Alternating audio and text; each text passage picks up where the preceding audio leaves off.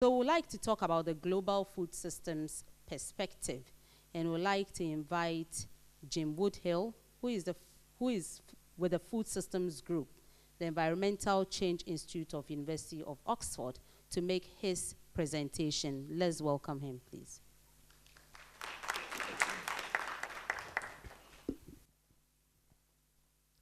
Good morning, everybody. It's a great pleasure to be here, back in Ghana again. I've been here a couple of times before. What I'd like to do in the next little while is to put some of the challenges that we were talking about yesterday in a bigger global perspective. What are some of the big things that are changing in the world, and how might that impact on what's happening with agriculture and small-scale agriculture here in Ghana? Can I just ask you a question for a moment? Hands up, how many people in this room are business women or businessmen?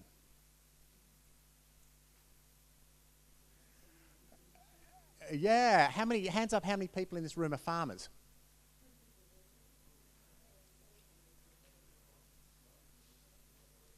Yeah, how many people are farmers? All hands up? Yeah, so I think we're then looking at the business women and men in the room, huh? And that's also part of where we would like to end up with this discussion, is how do we really think about your businesses, and particularly the issues we were talking about yesterday of connections to markets. Now, where's my translator? We thought we might translate a few of the things that I say. Ben, do you want to come up here somewhere and be my...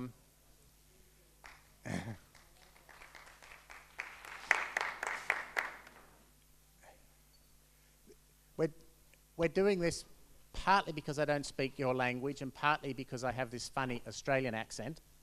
Although I'm working in the United Kingdom, I did come from Australia, and in Australia my father was a farmer as well. Actually, I should say my mother and my father were farmers. Okay. Make a tree, kaka. I say, okay. Nti, edika no bisa say ye muhwan ana ye mudodo say ne wa ye ekuafo ana say ye business.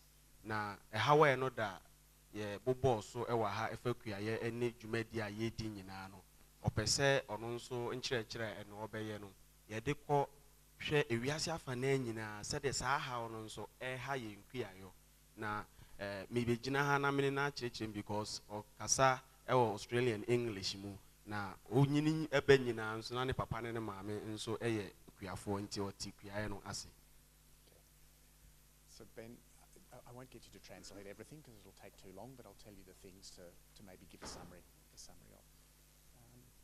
What's the best way? Maybe if you can just stand there, and then I can see people, and then... So these are a few things we'd like to talk through this morning. A little bit about the Farmers and Food Systems projects, taking a food systems perspective, some big trends in the world, and then what does that mean for business models for small-scale agriculture? Nti ose ene no ye behwe ekuafo ene ye nuane ehun nsem enyina efiri emra ye do transport for anaka for ebem dwadifo ebem kopim se ebedru ye mfie ni ahwe hawa e wo saa nneoma ni nyina mu ansana ya hwe saa hawa ye nya no Ghana ha no enye Ghana ha nkwa wiase afa na enyina so saa ha no wo ho na ye de atoto ho ni ahwe ekwan a ye befa so a ye nso ye beso saa ha na no. Very briefly, I'm standing here because me and my colleague Alison are working on a project that is looking at some of the larger challenges about small-scale agriculture in the global food system. It's funded by the Open Society Foundation, who also is supporting PFAG, and we are looking at case studies in Zambia and Ghana.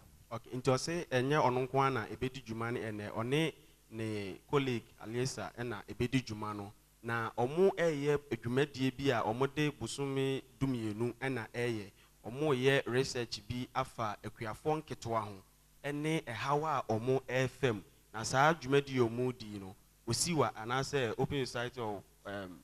Open Society Foundation ana ebo omo anso na ebo PFAC ana ekuafo nketewa ekuo e Ghana no edwumadie. The nice big sign here talks about food systems. And perhaps it's good just to remind ourselves what we mean when we say a food system. Ti ɔse ɛna dwumadi a yɛ defeat ɛno da ne ɛnɛ nyinaa no ɛyɛ about Ghana kuro ana Ghana man yi nyinaa yɛduane emu nsɛm nti ɔno nso ɔbɛkyerɛ deɛ onim fa yɛduane ho nsɛm nyinaa ɛwɔ ne dwumadi no. There is a nice expression from farm to fork. There is a nice expression from farm to fork. Ɔse yɛwɔ yɛwɔ nkyerɛkyerɛmu bebree ɛfa yɛfuom edwuma ɛne there was yɛwɔ kasa anaasɛ yɛwɔ dwumadie bebree a ɛfiri yɛdua aduane yɛbɛtwa kɔpem sɛ bɛduru yɛ fie na yɛbɛdi nso. What I would like to talk about a little bit today is what people will be putting on their fork in 5, 10, 20 years' time, and how many people are going to have forks to put food on. Ɔse ɛnɛ deɛ dwumadi yɛbɛdi no deɛ ɔpɛ sɛ yɛsua ɛfiri mu paa ne sɛ deɛ yɛbɛdi ɛwɔ yɛn fie yɛmfa ne sɛ yɛde atere ɛna ɛdidi ɛwɔ fie na yɛhwɛ mfie enum edu mfie dunum a ɛdi anim yi a nneɛma anaasɛ aduane a wɔde bɛto saa atere no so ɛdi ɛwɔ mfie ɛda yɛn anim no ɛno na wɔbɛka ho asɛm ɛnɛ. Because over the coming years we have very, very big changes that are going to happen, and that's going to have very, very big impacts on farmers. Ɔse yɛhwɛ mfie ɛdi anim yi a ɔwɔkan a yɛmfa ne mfie dunum a ɛbɛyɛ a yɛwɔ ɛhaw bebree a ɛbɛba ewiase na ɛhaw nso a ɛba no emu titiriw paa no ɛwɔ kuayɛ ɛne yɛn nnuane a yɛbɛnya ɛdi mu. But the big point about this diagram is we need to think about all of the parts of the food system and how that affects the business of farmers. We need to think about who's consuming what, where. We need to be thinking about all of the processing, the storing, and also the waste of food, how all of that system is working together, and how does that impact on farmers. Okay. Ɔse yɛhwɛ diagram na ɛda so na ɔpɛ sɛ yɛkyerɛ dwumadi a yɛn nnuane ɛfam mmerɛ a yɛdua deɛ yɛde bɛka ho anaasɛ kwan yɛbɛfa so ɛbɛ process ne kakra ɛkwan a yɛba bɛtɔ na ɛduru yɛn fie ɛne hwan ɛna ɛyɛ n'asɛdeɛ sɛ mpɛn biara so no ɔyɛ ne dwumadie ɛma ne nso ɛbɛm. I won't go spend too much time on this, but food systems also eventually get very complicated. And if you look at the global food system, it ends up looking something a bit like that. Ɔse yɛhwɛ nnuane mu nsɛm na ɛyɛ nneɛma wɔn kakra because ɛno da yɛhwɛ even presentation yɛyɛ na we say yɛmfa kuafoɔ ɔmo twi kaa ɔmo di dwa bi nso ba wɔ se yɛade ne yɛnkɔhwɛ FDA foɔ ne yɛmmisa wɔ ɔmo kyɛ sɛ ɛyɛ nneɛma bi a ɛdɔɔso paa nti ɔnhyɛ dansɛ mmerɛ bebree ɛwɔ hɔ nso ɔbɛkyerɛ ma me yɛate aseɛ.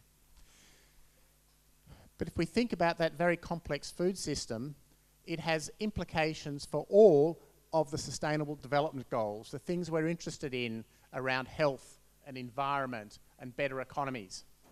Ɔse yɛhwɛ yɛn nnuane anaa yɛkua yɛdwuma no a yɛyɛ no a yɛhwɛ SDGs anaasɛ anisoadehu no a ewiase nyinaa ɛwɔ a ɛsi yɛn ani so no ɛhwɛ kuayɛ a ɛwɔ ne haw a ɛwɔ kuayɛ mu no affect saa SDG anaasɛ anisoadehu yi nyinaa yɛhwɛ yɛn apɔmuden kuayɛ ɛka ho yɛhwɛ yɛn kuro anaasɛ yɛn environment nso a yɛtim a kuayɛ nso ɛka ho nti kuayɛ yɛ adeɛ a ɛwɔ ɛhaw ɛwɔ yɛn botaeɛ a yɛde wɔ wiase nyinaa. For example, food systems are really critical for the empowerment of women and for women's agendas. Si yɛhwɛ yɛn nnuane anaa yɛn kuayɛ a ɛyɛ adeɛ a ɛho hia paa ɛma mmaa tumi di anaasɛ ɛbɛma mmaa nso ɛnyɛ tumi ɛwɔ abrabom anaasɛ ewiase. A few extra dollars from farming makes a difference between children having education and good health or not. Kuayɛ a yɛyɛ no sika kakra bi a yɛbɛnya ɛwɔ mu no ɛno na ɛbɛma yɛhu sɛ mmaa a wɔn awɔ mma wɔn bɛtumi akɔ school wɔn bɛtumi anya apɔmuden pa anaasɛ wɔn nya.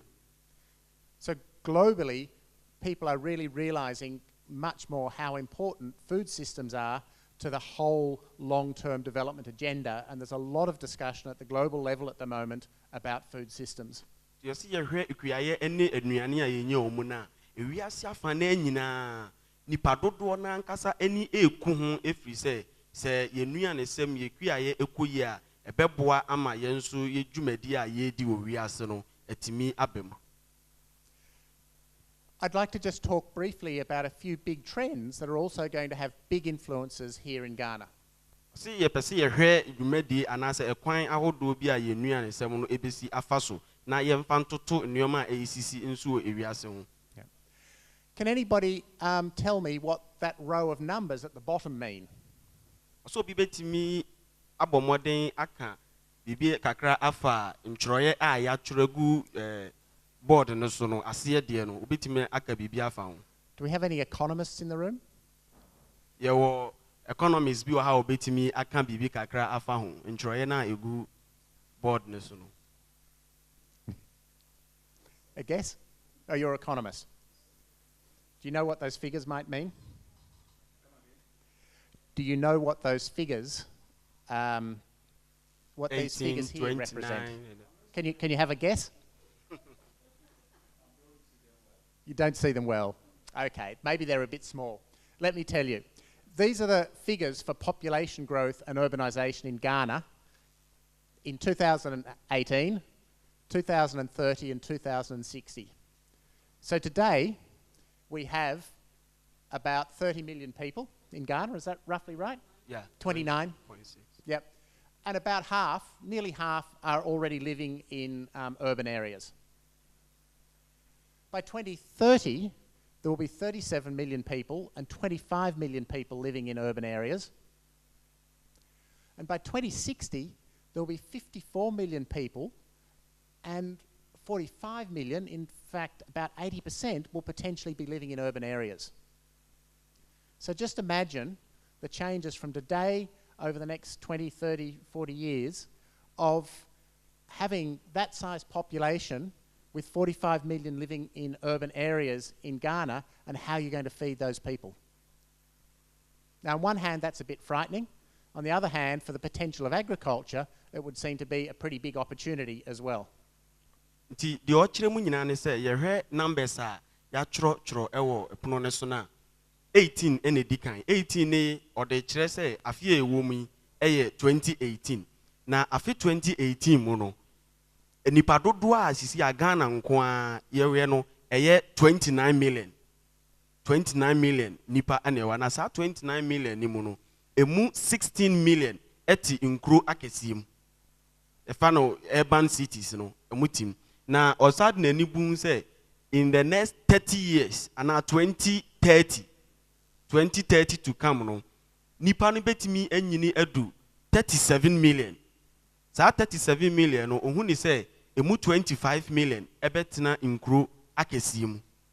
Na say ye 2016 so a 2060 no ye dodo ana population betimi anyini edu 54 million. 54 million emu 45 million ebetena nkuru akesim nti opa kire se nti ye hwe se ne mre a eda yanim no etie ene se ne ye ndodo ne beye na ya kuru kasie mu nipa nso adoso ne yenku a ye ne yenua ne ho nsem no se ne beye e kire se e how pa edey eda yanim a ye se ye hwe ne ye. This same trend happens everywhere globally. But also one of the really big shifts you can see is in massive increase of the size and the wealth of the middle class right around the world. And that's also going to dramatically shift diets and dramatically shift the sorts of food that people are interested in over the next 20 or 30 years. So I say dodo na anase ye nyini ekono ye number no increase e wiase nyina na ye hwe a ye ne ye adantemfo ye ne a ehia ye anase ye nheda enya sika murusu no ye dodo no ye de ba soro pa na ekwan bebiri nso ye fa so nya ye nuane no nso ye dwumadie bi a ese ye hwe ne ye ene bia ye pese ye nuane no efri. The other thing we're going to have to think about very carefully is the relationship between food and health. Enyoma ese ye hwe ne ye pa sisi a eye nkitahudie ananyonkofa eda enuane a ye dimu ene yen apomuden. We still have some very high levels of undernutrition in the world, which are a big concern and that really need to be addressed. yɛhwɛ yɛn wiase sisi ana nnuane a yɛdi na yɛwɔ ɛfa nnobaeɛ a ɛyɛ sɛ anaasɛ nnuane nnuro a ɛwɔ yɛn nnuane mu a yɛdi ɛwɔ yɛn fie no ɛwɔ fam paa. But very frighteningly, we see a big increase in the number of people that are suffering from overweight or obesity, which has big health implications for things like diabetes and massive costs on our health systems. Yɛhwɛ nnuane a yɛdi na nnuane nnuro no wɔ fam no ne nyinaa mu yɛsɛ hu sɛ nnuane a yɛdi no ɛma yɛyɛ akɛseɛ anaasɛ bebree naa no yɛn nnuane a yɛdi no ɛma yɛyɛ akɛseɛ na ɛde yareɛ bebree te sɛ obesity ne sugar level problems nyinaa nso ɛba. The consequences of this, as we go 20 or 30 years out and this trend goes like this, can completely bankrupt the capability to cope with health systems. Sɛ yɛhwɛ nsunsuanso a yɛn nnuane a yɛdi ɛde ɛba a mfie bɛyɛ sɛ aduasa a ɛda yɛn anim no na kyerɛ sɛ yɛn apɔmuden no ɛbɛsɛe koraa ɛbɛma yareɛ nso afa yɛn mu. This is a diagram that shows what the World Health Organization says we should be eating. See, yɛhwɛ pono no so na diagram na ɛda hɔ no ɛkyerɛ sɛ Health Organization anaasɛ apɔmuden nnwumayɛfoɔ no nneɛma a wɔkyerɛ sɛ nka nipa nnuane bi sei na nka ɛwɔ sɛ yɛdi. A lot of fresh fruit and vegetables. Ɛsɛ yɛdi nnuane nnuro nnuane te sɛ fruits. Yeah. Not too much cereals and starches. Na yɛdi not too much of starchy food te sɛ bankye bayerɛ ne sɛ nnuane no ne kwan sɛ yɛdi bebrebe saa. And a reasonable balance of protein. Na deɛ ɛbɛma yɛn nnuane no te sɛ protein so no yɛdi bɛyɛ sɛ 20% pɛ ɛwɔ yɛn nnuane mu. This next diagram shows what the world is actually producing. Na yɛhwɛ next diagram no nso ɛda hɔ no ɛkyerɛ sisi a ewiase ɛwɔ mu yi ɛba yɛn kuaeɛ a ne yɛyɛ produce ankasa anaasɛ ne yɛyɛ dua na yɛdi. So whereas a good diet says we should be eating 49%, I think it says, of fresh fruit and vegetables, we're actually only producing 11% globally. Yɛhwɛ deɛ ɛwɔ sɛ yɛdi na nka yɛsi yɛdi fresh fruit sɛ ankaa ne vegetables yɛdi bɛ 49%, but sɛ mmerɛ mu yɛn nso yɛtumi dua 11% pɛ ɛna yɛtumi dua. So the big message here is if we want food that produces health, we need to dramatically change what our food system looks like. Nti wɔsi sisi a no nka ɛbɔ ɔpɛ sɛ ɔde ma yɛn sɛ yɛpɛ sɛ yɛ food system no change a na kyerɛ sɛ nnuane na yɛdua no ɛwɔ sɛ yɛn nso yɛhwɛ ne yie na yɛdua nnuane a ɛbɛboa yɛn ankasa. Which of course has dramatic implications for what farmers produce and how they produce. Ɛna ɛba ne saa nso a ɛwɔ nsunsuanso ɛwɔ neɛ ekuani ebedua ɛne sɛneɛ obedua no nso. Another big trend we have to think very carefully about, as everybody knows, is climate change. Ɔsisi a yɛ nneɛma a akuafo anaasɛ yɛn nyinaa yɛyɛ yɛnim ɛne ewiem nsakraeɛ ho a ɛha yɛn kuaeɛ a yɛfrɛ no climate change no. This diagram shows that 30% of our greenhouse gas emissions come from agriculture.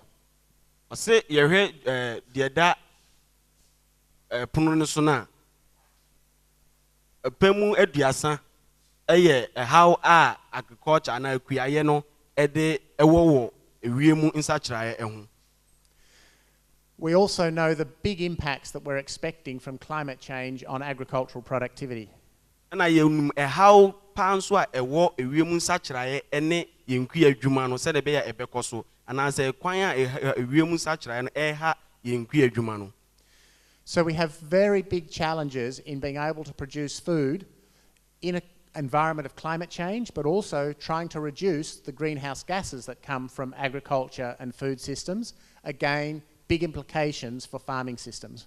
Nti sisi a no ɛhaw a yɛfa mu nyinaa ne sɛ yɛpɛ sɛ yɛdua nnuane na nka yɛnya bi di yɛdua ne papam nanso ewiem nsakraeɛ ɛmma ho kwan ɛma yɛntumi nnua nnuane a yɛbɛtumi yɛde yɛpɛ yɛnsutɔ no ɛnyɛ ewia nso ɛbɔ nti saa haw yi nyinaa yɛ nneɛma a ɛha yɛn kua adwuma no. Where does chicken in Ghana come from? Where does chicken in Ghana come from? Ase ɛhe na yɛnya nkokɔ every ewo Ghana na say Ghana ahina yenya nkoko every Brazil and the Netherlands. Yeah? Does that sound sensible? Lots of debates about food and global trade and where our food's coming from and where it's going to come from.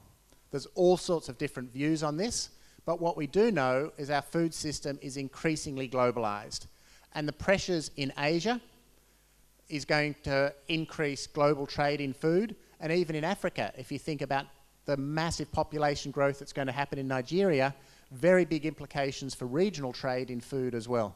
See you here in Nuane nsɛm na yɛ obisa sɛ ɛhin yɛnya akokɔre ana yɛmu bi ka sɛ akokɔ deɛ bebree ne yɛwe ne Ghana ha no ɛfiri Brazil ɛne nkuro no a aka no na obisa sɛ na wohwɛ a nyansa wɔ mu kakra because ɛna ɔkyɛ sɛ yɛhwɛ sɛnea yɛsi ɛnyini ɛwɔ wiase especially yɛmfa Nigeria ɔmo population no ɛkɔ soro yie paa nti mmerɛ bi bɛba wiase afan na nyina yɛbɛka yɛn ho abom na yɛn nyina yɛdi aduane ho edwa. When we think about all of these big issues or big trends in the food system, there are some big issues that we also need to be thinking about. Yɛka nnuane a yɛdua yɛnkua yɛn nyina yɛwɔ nsɛm bi a ɛho hia pa nso a ɛwɔ sɛ yɛbobɔ so.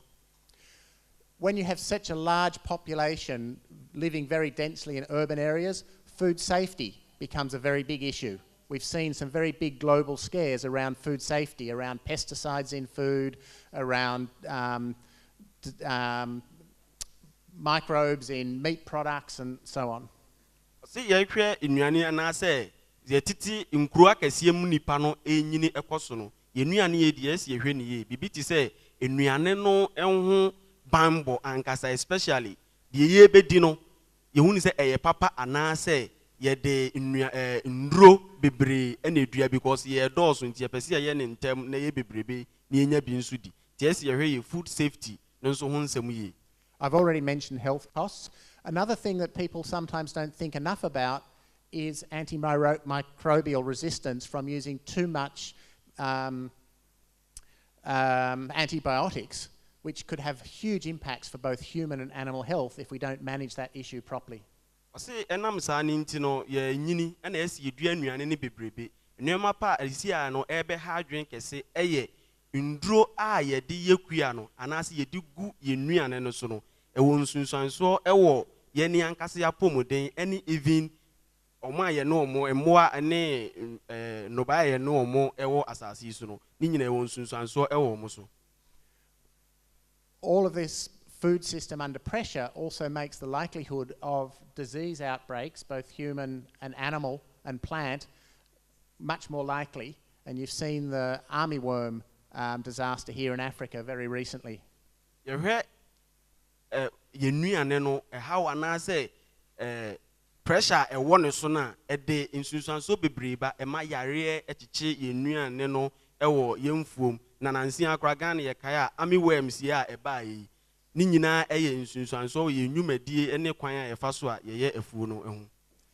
one of the risks is if we get a disease outbreak, a big drought in a different part of the world, maybe we just run into some big food crises that really have a big impact on food prices like we saw in 2008. See, no say ye mfumu no yenya nyare bebre chichi ye no bae no na say insuo inso eho ye den insuo ewewe ewo mmea na kire se ye benya aduane mu hawo pa enam sa ntia bema aduane bo no akosoro ama ewiase nyina. This graph shows food prices and conflict around the world, and you can see extremely clearly in a whole place set. This is from around 2008. As food prices rise, you can see all of these red lines are where there were conflicts and civil unrest in different places.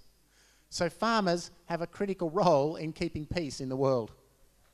Nti do pa kire nyina ne se ye hwe diagram ya da wo ya o kire ntokwa ene kuaye eho se ntokwa esi a ema kua enubaye no ebo no ekosoro ye hwe 2008 ekosoro pa nti okohwe afi 2012 nso diagram pa se o kire se ntokwa esisi mmea ɛma aduane boɔ nso ɛkɔ soro paa ɛnam saa nti ɔno de ɔpɛ sɛ ɔka kyerɛ yɛn nyinaa yɛ sɛ sɛ yɛka ɔmo boa ɛma asomdwie ɛba ewiase paa na ɛsɛ akuafoɔ nso ɛka ho bi. As we think about the future, it's perhaps interesting to think about some different scenarios of how the future of the food system might look and what that would mean for farmers.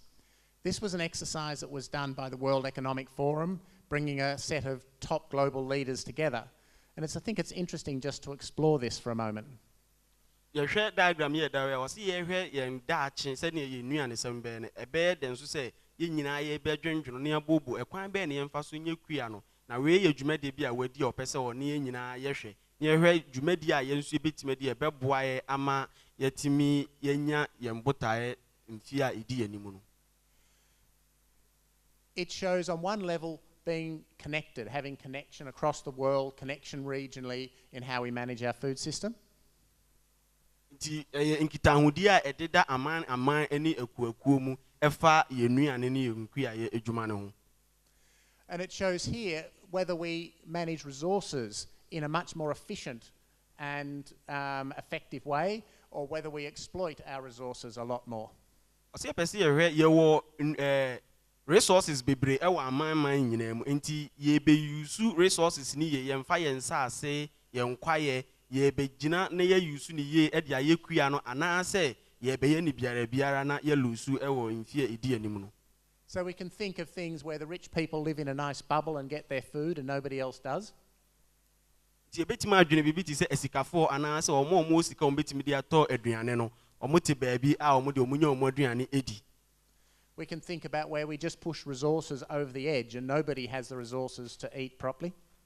Ana yɛpan so a sisɛ mmere ma yɛbɛtumi a yɛde yɛpɛ nyinaa de yɛnya aduane no adi na mfie ɛda yɛn anim no deɛ obiara ɔmo nya saa akwanya no nya nnuane ne saa. We can think perhaps about an island or one country which maybe does very well for itself by just keeping everything internal, but everybody around them is really struggling because they don't have access to all the resources that perhaps they need. Yɛpɛn so a yɛbɛhwɛ nkuro bi a ebi a ɛda nsuo bi so na yɛahwɛ ɛkwan a yɛbɛfa so yɛbɛboa ɔmo nkuaeɛ no because ɔmo no bebree na ɔmo gye nnuane no ifiri bea foforɔ nso. And we can think what a more interconnected yet resource efficient system for producing our food might be like. Yɛpɛn so a yɛbɛka yɛn nyinaa yɛn ho abom ne yɛahwɛ ɛkwan a yɛbɛfa so a yɛbɛyɛ yɛn nkuaeɛ ɛwɔ sɛdeɛ ɛbɛyɛ a ɛbɛboa ama daakye nso yɛbɛnya resources ne bi na yɛdepende on so na yɛde ayɛ yɛn nkua. But let's not be too pessimistic about all this. Ni kwan sɛ yɛgye di bebree about deɛ ɔkeka yɛn nyinaa because ɛyɛ suggestion ɛna ɔne ɛkyɛ. There are many different ways we can think about improving our food system. Some are technological, some are management, some are farming ways. We see a lot of shift in technology as well that could open up all sorts of interesting opportunities that could also influence the way we can improve the efficiency and effectiveness of the way our markets work, improve better connection, better communication. I'm sure many of you have seen the mobile phone technology, how that's enabled people to have access to prices and so on. So there's a lot that can help to tackle these challenges. Yɛsi yɛhwɛ yɛn nnuane a yɛdi ɛwɔ wiase na yɛwɔ kwan bebree ɛbɛfa so yɛbɛyɛ ne yie ama na yɛ yie ama daakyefoɔ nso yɛbɛtumi afa biribi sɛ abɔdeɛ mu nyansapɛ ne ahwɛ kwan a yɛbɛfa so a yɛbɛyɛ yɛn kua no amena anaasɛ yɛne ankasa akuafoɔ no ankasa no dwumadi ana adesua bi a ɛwɔ si yɛsua na mboa ɛma yɛn kuaeɛ no nso ɛnyɛ yie. Coming back to the project that we're looking at, trying to understand better how farmers fit in the global food system, we are using this picture.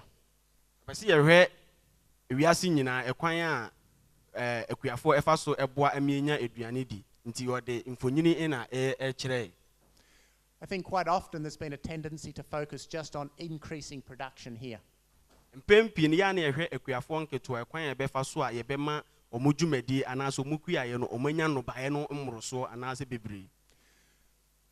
We're looking at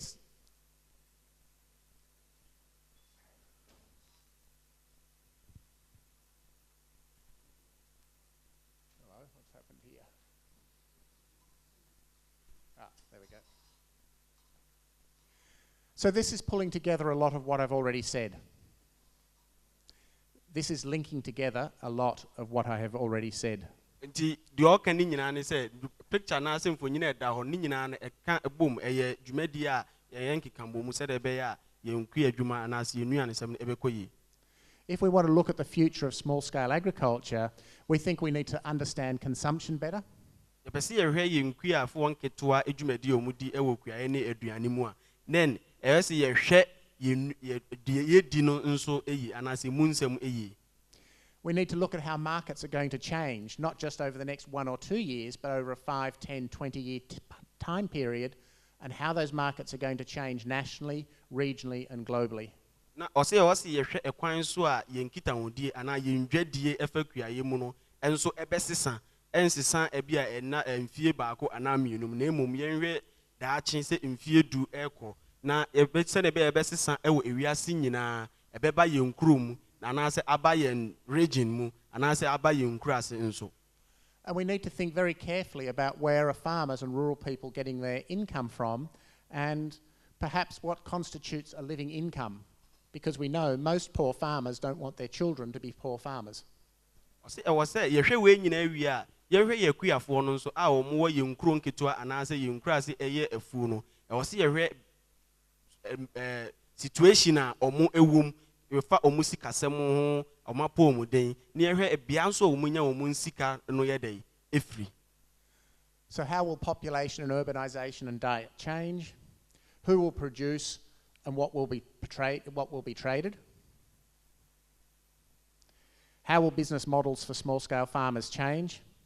And what is a living income and what are non-farm incomes, and how does all of this fit together?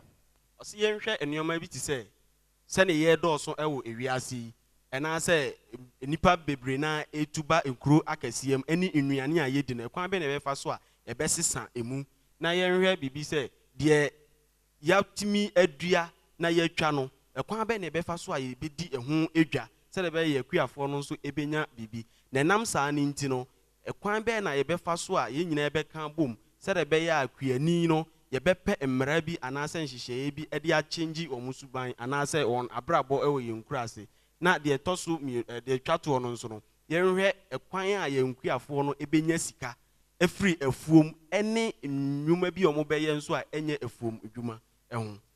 And this is a framework for thinking not about tomorrow, but what will happen in 5, 10, 20, 30 years' time. Na de ye kan nyina nso enye ade a ehun ni se ebesi ochine ya na emom ye plan se ye be no ebia mfie enum edu na ye be fa so na se ebinya ehun sunsanso.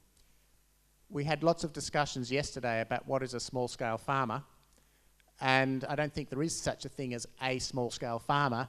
The small-scale farmers with all sorts of different characteristics. Na eno da ye professor chire ekuafo nketua mu no ye kan na eye nsempi na ye hwede a ekuafo ketua no eye enwema bebre ane ye de chire de oye ekuafo ketua. So all of this comes to perhaps thinking about what are the overall transformation strategies for small-scale agriculture over the long term. Nti ye pese ye hwe ekwan a yenkuya wi a ye ne nketua mu no ebesesa anase insisan ebebem ewo mfie a eda enimu no. This is a model that has been developed to talk about 3 different pathways. Stepping up, farmers that become more commercialised, getting a better income. Farmers that are sort of hanging in, they're there but they're not really doing very well out of farming. And those that perhaps decide to move out to other forms of income. Nti ose we ye dwumadie bi so obidi ya kire se enwema ye ya ekuafo nso ebeka boom anase ombekọ ye obibi ti se stepping up eye emra bi kire se farmers no waye kuani ketwa ache nti obọ no homodin se oba beye ekuani a obedua na waton no anya sika afrim anase omu bia sa se afini du na se ekuaye time a o mra no waye bi oni mra nso ano apene ba bia ye dai atena anase to da bi nso kra dia na enkurase no farmers no ejai kuaye no kra. And the big point here is perhaps that we need to think about different policies for these different levels rather than just one policy for all small-scale farmers. Nti de opeso kire ni se e wo se empanyimfo etena na omunya nhyehyeye anase emra bi ema ekuafoɔ nketewa no ɛwɔ dwumadie anaasɛ kwan a ɛfa so a yɛhu ɔmo bia sɛ ɔmo pɛ sɛ ɔmo yɛ akɛseɛ ɔmo pɛ anaasɛ ɔmo ɛdeda ntam anaasɛ ɔmo afiri kuaeɛ mu na mɛmeyɛ nyɛ mmara baako ɛma ekuafoɔ nyinaa.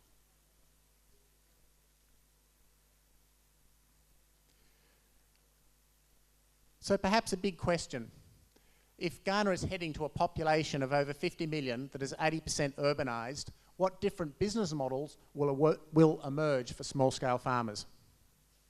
So ɔkyerɛ sɛ obisa yɛn question sɛ Ghana ebe nya nipa anaasɛ Ghana ebe nyini akɔ nipa 50 million na sɛ emu 80% ɛte nkuro akɛseɛ mu a nhyehyɛe bɛyɛ anaasɛ nneɛma bɛyɛ na ɛwɔ sɛ yɛdi gu akwan mu ɛma ekuafoɔ nketewa. One way of thinking about business models is this what's called a business model canvas. But the important thing is really trying to understand customers. What are the partnerships? What's the different value? What are you offering? What are the relationships with consumers? Really what this model is saying is that rather than thinking about farming being at the farming level, we need to think about the connection between farming across the whole value chain as a farmer. Ɔse sɛsi ano ɔpɛ sɛ ɔde model ɛto yɛn nim na yɛbobo ho sɛ isi ano yɛkuayɛ no ɛnyɛ sɛ midua nko a yɛpɛ sɛ yɛyɛ biribi a wodua ewie a nso ɛwɔ value chain anaasɛ ɛntɔ sɛ ɛmɛduru efie na yɛn nso yɛndi no kuani no nso ɛwɔ dwumadie bi a odi ɛwɔ saa ɛkwan no mu nyinaa. And for different models, I sat next to one of you this morning who is both a trader and a farmer. So already we see different sorts of models starting to emerge about how all of this works together. Same rekura na yɛka no yɛwɔ akuafo bebree ɔmo ne adetɔnfo bebree ɛwɔ nkitahodie nti na kyerɛ sɛ yɛne ankasa yɛwɔ saa nhyehyɛe ne bi yɛde ɛwɔ hɔ na mmom yɛnhwɛ kwan yɛbɛka ne nyinaa bom a ɛbɛboa yɛne akuafo no ankasa ne yɛnkuaeɛ. Even if you imagine that within Ghana's urban areas people need to be eating a lot more fresh fruit and vegetables, what are the completely different sort of business models that might make that possible? Ɔse yɛhwɛ Ghana yɛnkuro akɛseɛ mu no a yɛwɔ nnuane ahodoɔ bebree a ɛyɛ te sɛ vegetables ne fruit na a ɛwɔ ha na ɛkwan bɛyɛ na ɛfa so a ɛba ne nyinaa ɛyɛ nhyehyɛe bi a yɛde agu akwan mu nti yɛnhwɛ deɛ yɛne yɛwɔ nkuro nketewa no mu nso ɛne nhyehyɛe bi a ɛbɛtumi ayɛ dɛ ayɛ sɛdeɛ ɛbɛyɛ a ne nyinaa yɛka bom a ɛbɛboa kuadwuma no. So I was wondering if we might just take 5 minutes to finish off and ask you to have a discussion in groups of 3 about what sorts of different business models do you think might emerge over the next 20 years in Ghana? Who would they be selling to? How would the market be organised? How would aggregation be achieved for economies of scale? Opese ye nyinaa no yɛte ho ase na yɛkyɛ yɛ mu mmiɛnsa na yɛnyisu sima enum pɛ na yɛn bisa yɛn ho nsɛmbisa ne yɛn ansa sɛ ɛkwan bɛɛ na yɛbɛfa so a yɛbɛtɔn yɛn nnɔbaeɛ. So just take 5 minutes to talk to 2 of your neighbours and talk about how you think different models for agriculture might change. Nti yɛpɛ sɛ yɛyɛ nipa mmiɛnsa yɛmmisa yɛn ho saa nsɛm ɛkwan bɛɛ na yɛbɛfa so yɛbɛtɔn yɛn nnɔbaeɛ ɛkwan bɛɛ na yɛmfa so na yɛnhwɛ yɛ market no yɛbɛ organize na afa na ɛbɛboa yɛn ne ankasa. Nti nipa mmiɛnsa na yɛnhyia na yɛn nyinaa mmɔɔbo saa nsɛmbisa yi ho. 3 people in a group having a little discussion and then we'll hear a few responses. Yep.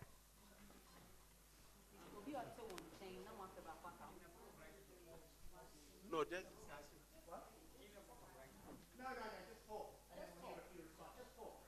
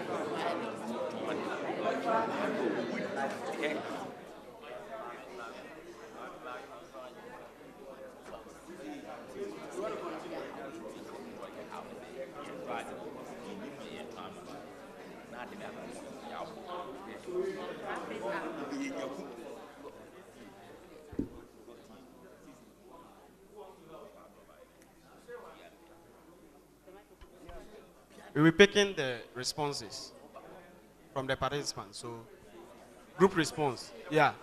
Yeah, the answers. Okay.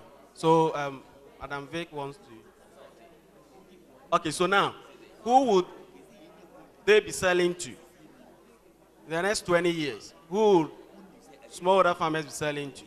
And the rest, so you can just summarize all your answers in. Yeah, thank you very much. What we are, based on the presentation that you have made, it's all looking ahead, not right now. So who would the farmers be selling based, looking at the fact that there's going to be a huge urbanization? Almost half of the population will be in the urban areas. So the target market will be the urban areas, the cities and the big towns. That is where the target market will be. And then looking at the growing middle class, there's going to be a growing middle class. We are looking at, okay, so what would this quote-unquote elite kind of nouveau riche, where would they be buying their things? So we are looking at very huge supermarkets coming up for the middle class. But we are also saying that the traditional markets, open markets, will always be there. So we have the supermarkets, the elite or the middle class looking at the supermarkets, which are normally very close to residential areas. But you also have the very huge markets that people would like to go to, freely on ordinary, normal time. So how would the market be organized? We are looking at what's happening now and not totally transforming, but growing bigger. So how would the market be organized? We are looking at it on commodity-based.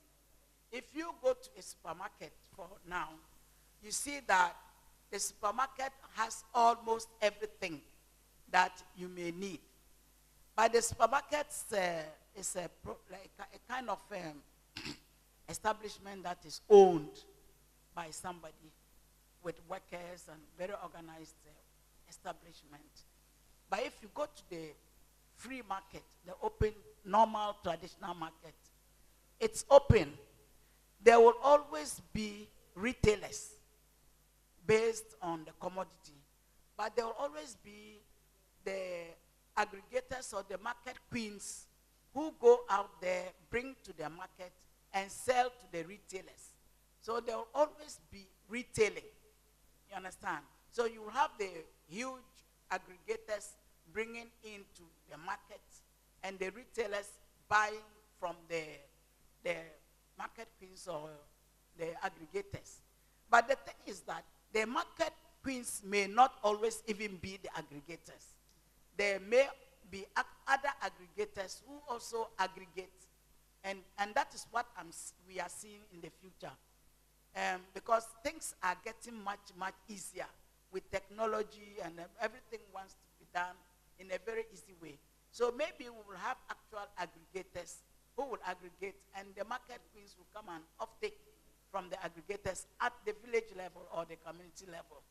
So we'll have that kind of, but it will be based on commodity, you know. So, and then how would aggregation to achieve economies of scale be organized? Just as I've said, aggregation will be done maybe at the local level and with the market queens off-taking and then coming to sell to the retailers, but in a very huge way. Thank you.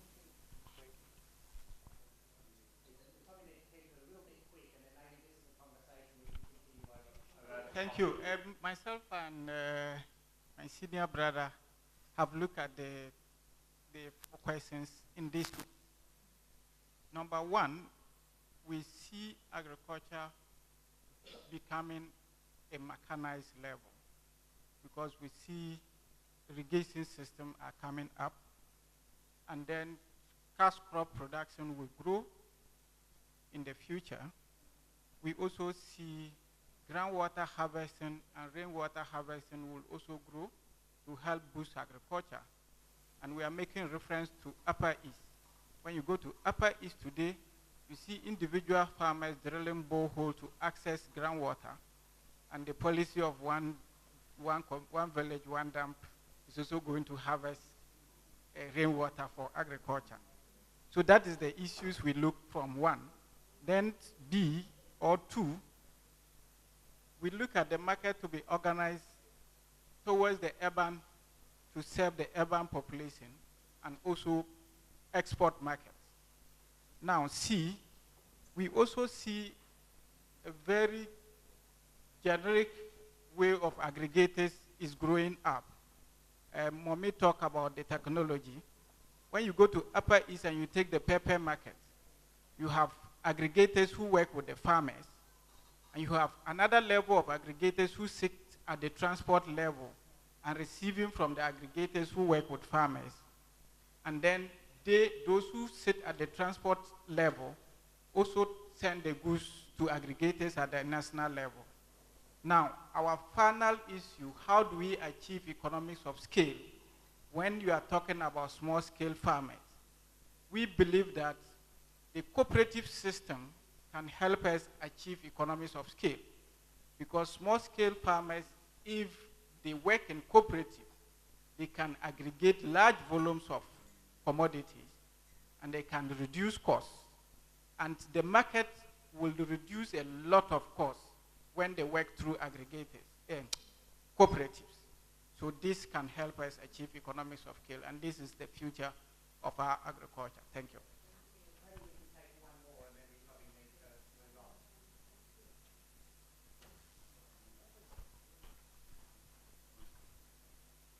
All right, thank you very much. So we see a lot of big changes going to happen, especially when we see aggregators coming out of the business, because a lot of farmers are going to be well organized. So if farmers are organized, they are going to be linked directly to markets. And so the role of aggregators will not be so effective in the next 20 years. And also we see farmers going into specific crop production. So you have maybe granite producers, you have, so not a mixed cropping anymore, but specific crop production. And because the land is going to be less, we see a lot of technology. So the kind of farmer demographic is going to change. There are no more going to see farmers which are not informed, who have nothing, but these are going to be farmers that are well informed and know what they are doing, and they are employing the newest technology to boost their production. At the market level, is going to be well organized also. So you have specialized markets that are demanding specific things from farmers. So a lot of contract farming, which include food safety issues, that farmers have to comply with a lot of standards to meet those specialized markets to be able to produce. If I may add up. Yes, so we're also looking at a situation whereby policies will be more favorable to smallholder farmers. So we're looking at production policies, input support, irrigation. We're also looking at post-harvest policies that will be favorable, storage facilities, other infrastructure that will help, small-scale farming. And then we are looking at marketing, guaranteed price, and guaranteed market for the small-scale farmers. We're also looking at a situation whereby there will be significant reduction in the use of chemicals to produce food, so more organic farming. And then we are looking at farmer groups becoming cohesive and very vibrant. Yesterday, there was also the talk of the need for cooperatives. So we're looking at strong farmer groups and strong cooperatives, you know. And then we're also looking at a linkage between smallholders and then large commercial farmers. So we are looking at nucleus outgrower schemes and other schemes that will help small-scale farmers work together with large-scale farmers so that there's a win-win situation. And then finally, we are looking at business models like YeAdapt that was talked about yesterday. We are looking at warehouse receipt systems. And then we are looking at commodity exchanges that will work very well and help push, you know, the livelihoods of smallholder farmers. And finally, we are looking at smallholder farmers considering value proposition, as in the business canvas model that you talked about, so that they produce according to the needs of the market, quality, they package well, and then they produce tasty food that, you know, can be bought in supermarkets and other places. Okay, I think we probably need to wrap up this session now. So thank you very much. It's been really nice to have the opportunity to connect with you. And I guess the point is that this fits into what you're doing here in Ghana and the challenges you face fit into a much bigger global picture where everybody is struggling with the same sorts of challenges and questions you are here in Ghana. So thank you very much. Then let me take your comments. Let's take a break, and then when we come back, we finish it up with that. Please pass it on. I very much appreciate what people are saying about what will happen in the next 20 years. See, but we can see that the focus all over is on value chain. And all our policies, right from GPRS through to FASDEP and at the moment Ghana Shared Growth and Development Agenda, and maybe something else is coming out. You can see that they all talk about supporting small-scale farmers. But it is different when it comes to implementation. So if we are to go by that, and even yesterday the research outcome showed that there was more attention on large-scale farmers. So that being the case, what will happen in the next 20 years will be that the small-scale farmers will be crowded out. If only we are going by the trend, I'm not saying that that will automatically happen, but if we are going by what is happening now, where there is more focus on value chain, and for that matter, implementation being different from what is contained in our policies, then we'll begin to see what is happening or what has happened in the developed world now, where improved agricultural productivity has led to the inefficient farmers moving out of agric and joining other areas. I'm just painting a picture. I'm not saying that that is what will automatically happen. But if we are going by the trend, it means if production increases, productivity increases, then the efficient farmers who are going to be maybe small-scale farmers will have to move to other areas.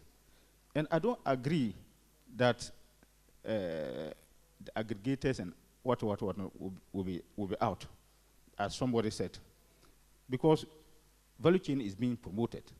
So if value chain is promoted, how come that some levels of the chain will be eliminated? I don't get it. Okay. Thank you very much. Thank you.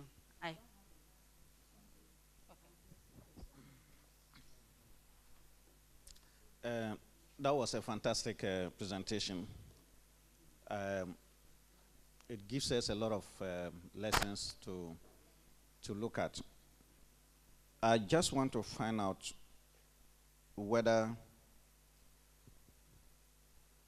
global consumption, and particularly for developing countries,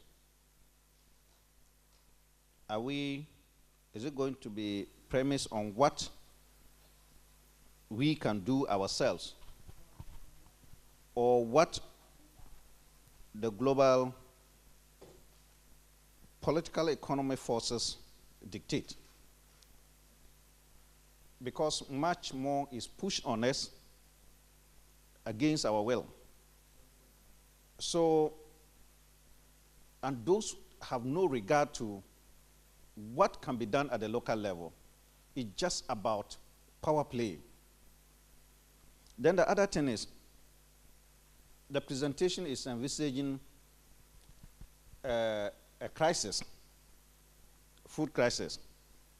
But we also know that with the middle class and the rich, about 1/3 of food also goes to waste. Now, it goes to waste because we can afford it today. As rational beings, is it not possible that as the demand for food grows, that aspect of waste will also be taken care of, and therefore it will prevent the crisis that is to come? So maybe the presenter would try to clarify this point. Yes, he is. He's clarifying. Deep questions. I think,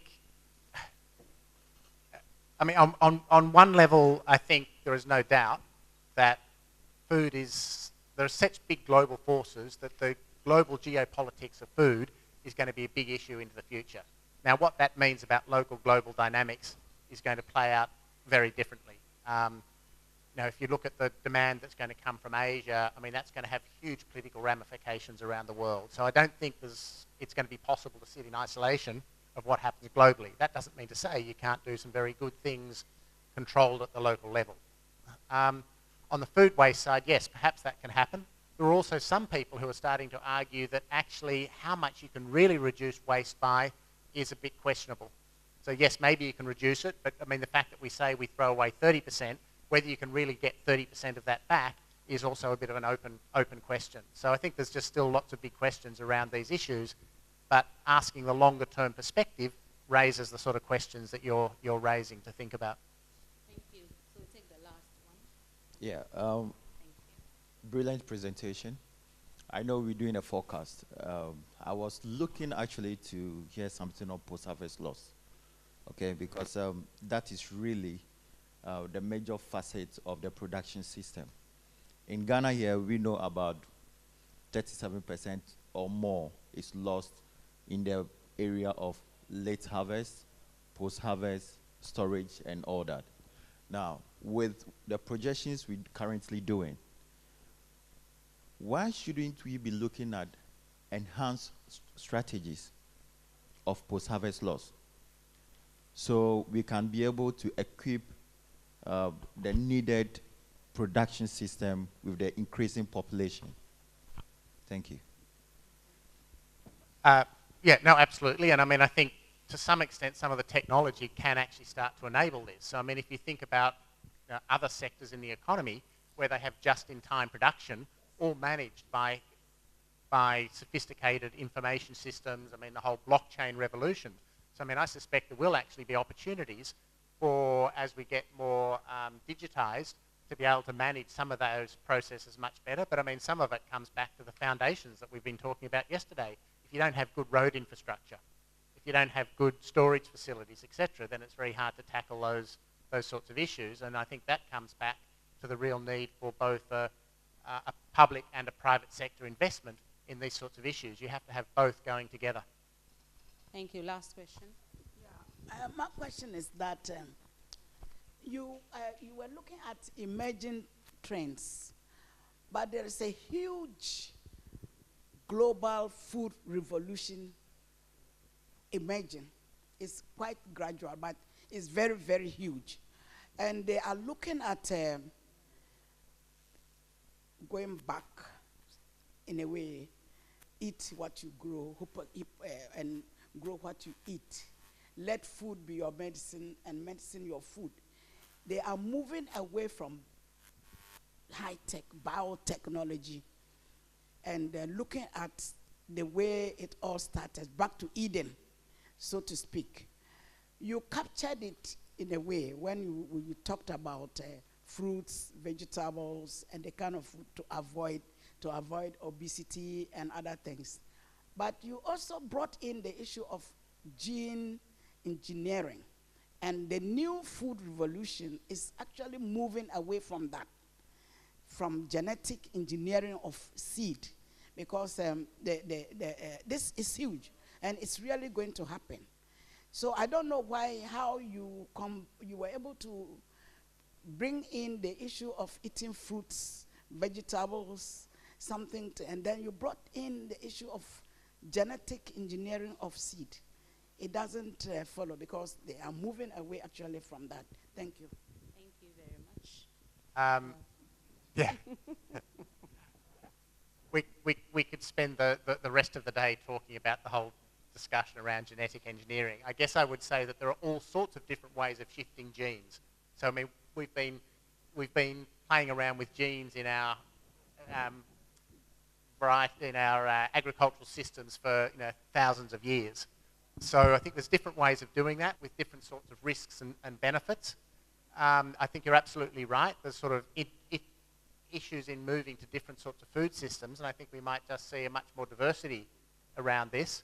But there are also going to be forces going in those directions as well. So I think you raise a good point. We just need to understand what are some of those trends and how might we influence them and how might we better understand the risks and the benefits of different sorts of systems. I think the reality of feeding the number of people we're going to have in urban areas is just going to be a massive challenge for some of the sorts of systems we might ideally like to have, and how we balance that, I think, is a huge question. Thank you. Can I have it? Okay, so we will break here, but before we take a break, let me acknowledge the presence of the Oxfam Country Director. Is he around? Let's welcome him. Yes, he's at the extreme end. Tijani Hamza, welcome. We didn't see you yesterday. We've seen you today. Glad to see you today.